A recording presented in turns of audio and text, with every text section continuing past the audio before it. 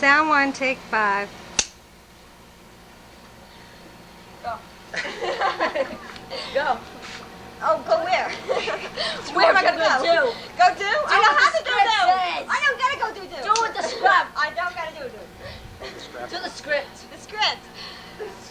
I like writing in shorthand, not script. I guess one of the funniest memories I had of Joan, one time I came out to visit my mother, and we went to see her, and then we went to the bar, and this homeless man comes in with this broken down floor lamp, all bent out of shape and everything like that, and he needed money, and he wanted to sell for $5. Nobody in the bar would buy it except for Joni. Joni, you can see the lamp, she goes, oh, I want it, I need it. Okay, I'll buy it. And she gives him $5, and he goes, can you give me some more money? And he gave her another $2. And everybody's saying, don't do that, don't be giving him any money, that's junk. He just took it off of somebody's garbage. And he goes, oh, no, Joni goes, no, I want this, it looks nice. Many of you feel bad for this lamp. That is because you're crazy. It has no feelings. But the way her expressions was, she wanted it, she was so happy, she thought she did a good deed, her face was beaming. I believe in me because I drink Crystal Light, and Crystal Light makes you believe in yourself. And it's even better when there's nothing in the glass. Your imagination just goes away with you. If you noticed, you can even turn the glass upside down and there'll still be no Crystal Light in there. I believe in me. I guess I was about 8 years old or so. We were at Rockfield School, another school that we had just moved to because we moved around a lot. And this guy that was kind of picking on her, he like took her pocketbook. I went to help to defend her.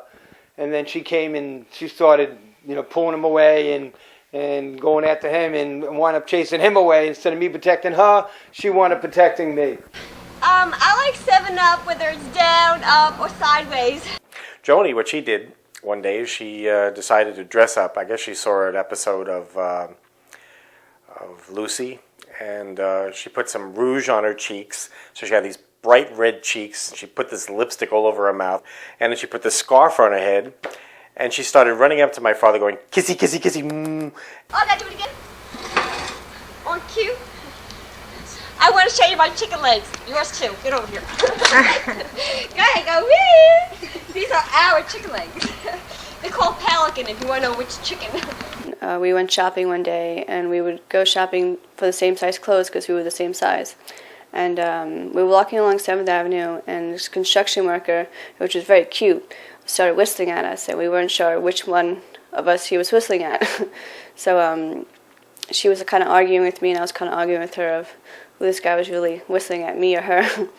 And that was kind of fun, silly. My mom was silly. Everybody loved her, everybody cared about her, but most of the times when she was fooling around or acting up, it was embarrassing to me more than it was funny, but everybody else got a kick out of her, which always was a good thing. She always tried to put a smile on somebody's face and do good things for people and whatever. No!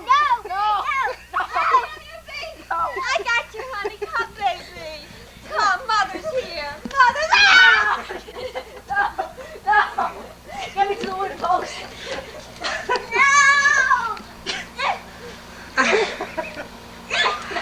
Dad, Mom!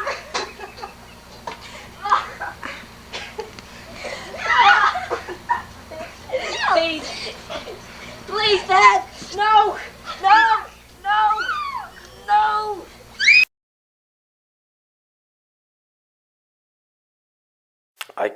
I called up and said that I was on my way home. And she said, stay late. You don't have to come home early. And so I said, that's all right. I got nothing to do. So I came home, and I walked to the bathroom, and I saw a leg. When I opened the door in the bathroom, I noticed that it was actually Joni was lying down on the bathroom floor. I thought she was just unconscious, that she'd hit her head on the bathtub. So I dragged her head out onto the kitchen floor, and I realized she wasn't breathing, so I called 911, and they told me to try to give her mouth-to-mouth and try to resuscitate her by, hand pressure on her chest, and I was still frantic at this point because nothing was happening. I didn't know what I was doing. I didn't know if I was doing it right. Fortunately, the ambulance got there really fast because I was kind of freaking out. I didn't know what I was doing. I didn't know how to stop, to save her. So it was kind of scary. I walked into the other room because I really couldn't stand to be in that room anymore. I was just coming home to feed the dogs, and there was an ambulance all around my house, and my father came to the door, and they wouldn't let me in because they didn't recognize who I was or whatever, and they wouldn't let me in, and my father had to come to the door to, okay that I lived there, and he was crying. I was like, Dad, it's gonna be okay. What's wrong? He was like, it's Mommy, and I was like, she's probably just had an asthma attack. She's gonna be okay. Don't worry. You're overreacting. And he took me upstairs, and he just kept crying, and I kept trying to calm him down.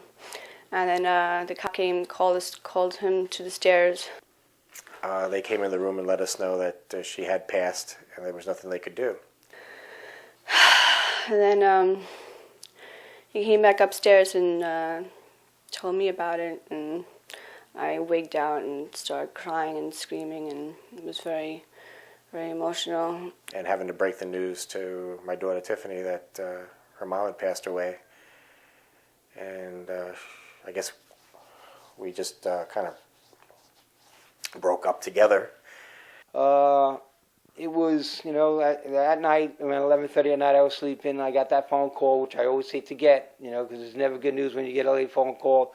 Either somebody's in trouble or whatever. But I was totally shocked when it was Jimmy telling me that my sister had passed away. And as soon as I opened up the door, I heard my brother scream. And scream and goes, "Oh no!" I knew something bad happened, but I didn't realize it was that bad.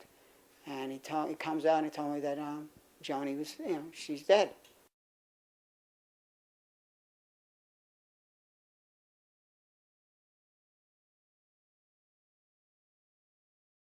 She was her own person.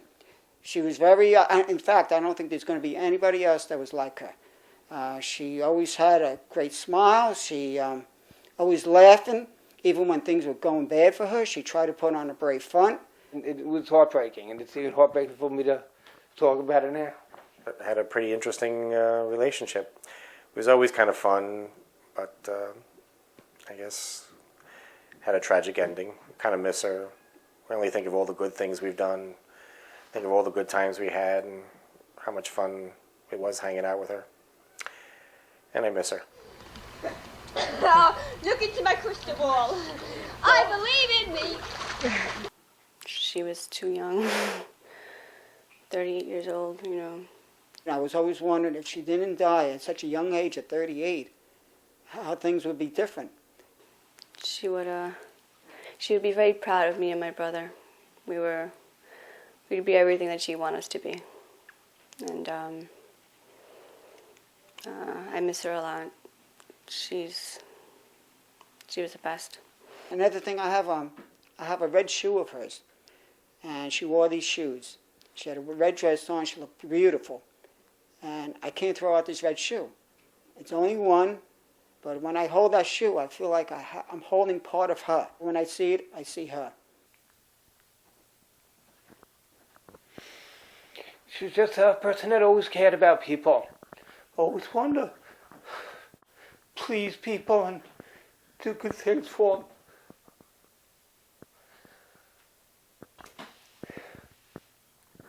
And she loved her kids.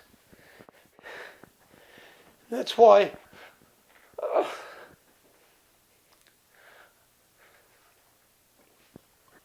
I would do the world for you and for them.